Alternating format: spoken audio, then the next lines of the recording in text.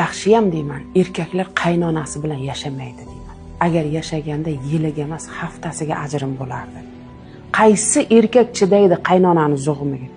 Mana siz chidaysizmi deyman, bironta bir erkak topib. Siz chidaysizmi? Ha, kuyov bola o'tirishingizni qarang. Hammom to'la kir yuvib qo'ying.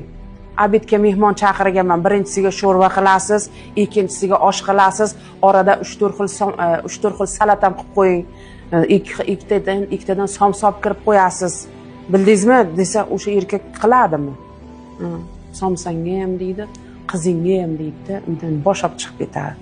Bu narsani men hozir dedim bir 50-60% qog'ozga o'rab aytyapman dedim. Bundan battariga chidab yashab kelayotganlar bor dedim. Erkak zoti chidamaydi bunga. Voz kechib yuboradi, bola yetim bo'ladimi? Ikkiga bo'linib ketadimi? Farqi yo'q erkak zotiga, lekin ayol o'ylaydi shu narsani. Qayga boraman deydi, sig'mayman-ku otam uyiga deydi. Qo'limda pulim yo'q, daromadim yo'q, qayda yashayman deydi. Ko'chada qolsa qo'lma-qo'l bo'lib ketadi.